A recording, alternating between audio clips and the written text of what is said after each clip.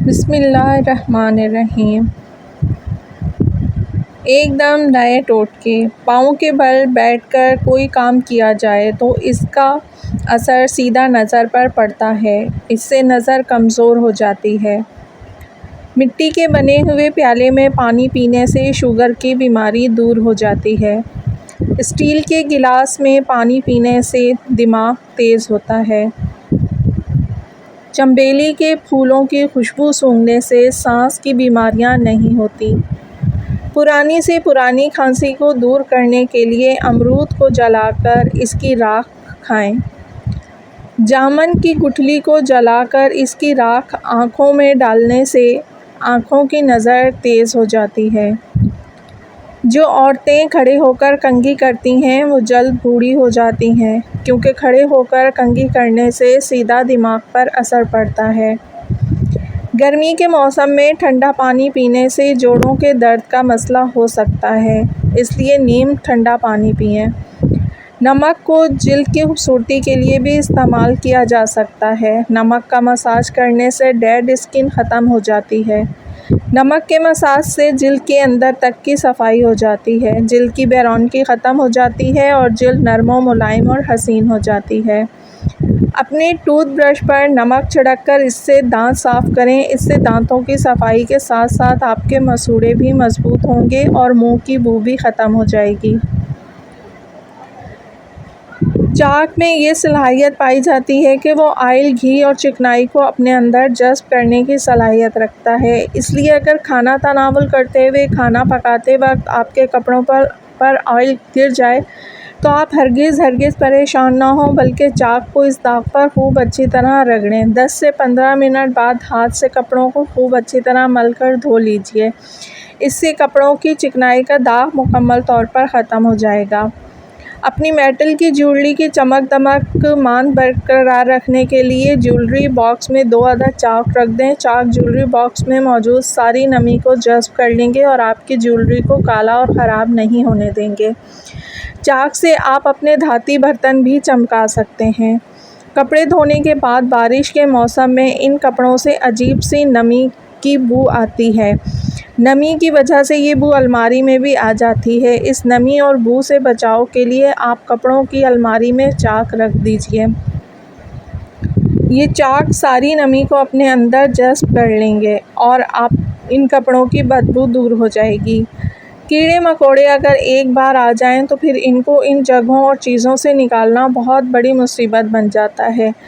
इसका भी एक बहुत बड़ा और आसान हल है। चूंटियों को चाक सख्त नापसंद होता है, इसलिए अगर आप किचन के रास्ते, किचन के दरवाजे और खिड़कियों पर चाक से लकीरें खींच दें तो ये आपके किचन में दाखिल नहीं होंगी। आर्टिफिशियल फूलों पर गर्दो गुबार जमा हो तो इनका हुस्न मांद पड़ जाता है। इन पौधों की खूबसूरती बरकरार रखने और सफाई के लिए इन पर नमक छिड़क दें। थोड़ी देर बाद इन फूलों को किसी कपड़े से साफ़ कर लें। आपके फूल बिल्कुल नए जैसे नज़र आना शुरू हो जाएंगे। अगर आपके रंगीन कपड़े ज़्यादा धुलने की वजह से बदरंग हो गए हैं तो अब आपको घबराने की ज़रूरत नहीं। रंगीन कपड़ों को धोते वक्त इन कपड़ों को थोड़े से पानी में नमक मिलाकर रात भर के लिए भिगो दें। अगर चाहें तो वॉशिंग मशीन में सर्फ के साथ आधा कप नमक डाल लें और फिर रंगीन कपड़ों को धोएं। इससे कपड़ों का रंग दोबारा से चमक उठेगा।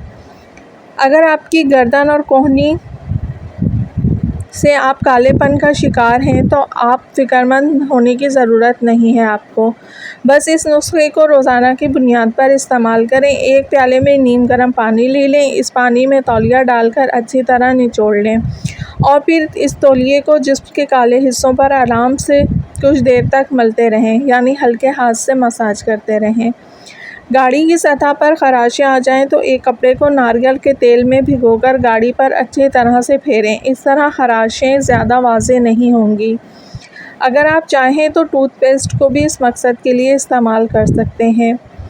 रात को रोज़ाना सोने से पहले उंगली की मदद से शहद की एक तह अपने होंठों पर लगाएं और अगली सुबह होंठ धो लें। चंद हफ्तों के इस्तेमाल से ही आपके होंठों की रंगत में वाज़ेह तब्दीली आ जाएगी और आपके होंठ गुलाबी होना शुरू हो जाएंगे।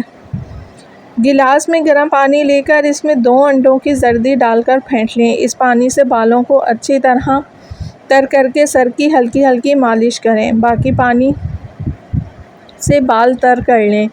इस पानी को सर की जिल्द पर भी खूब अच्छी तरह लगाएं। 1 घंटे बाद सर धो लें। इससे भी आपके बाल नरम और मुलायम, मज़बूत और चमकदार हो जाएंगे। विटामिन ई का ऑयल आपके नाखूनों को मॉइस्चराइज़र और हाइड्रेट रखता है। इसके साथ साथ ये आपके नाखूनों को मज़बूत, ताकतवर और इनकी नशो-नुमा में भी इजाफ़ा करता है। इसलिए हमें 1 अदद विटामिन ई का कैप्सूल चाहिए होता है।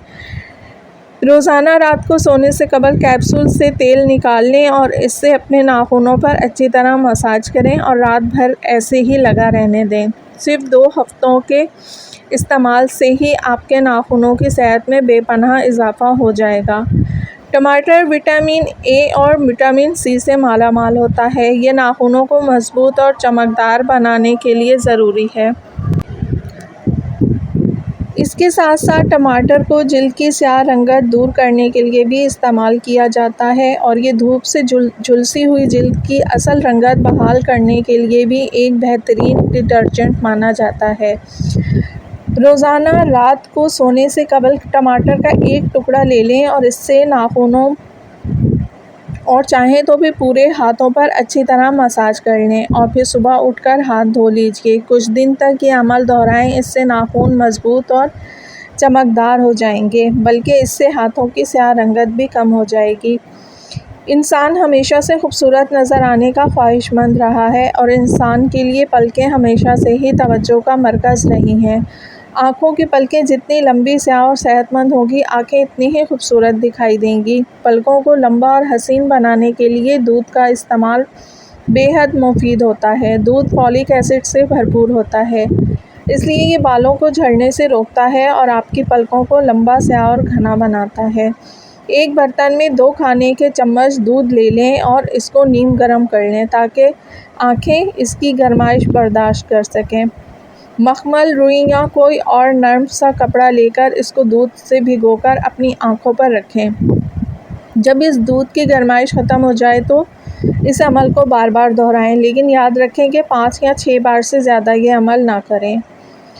इमली को रात भर पानी में भिगो दें। सुबह इसके पानी से बाल धो लें। इससे बाल लंबे, चमकदार और स्याह हो जाएंगे। इस अमल को हफ्ते में 3 मरतबा ज़रूर करें। इमली के पानी से बाल धोने के बाद कोकोनट ऑयल का इस्तेमाल करें।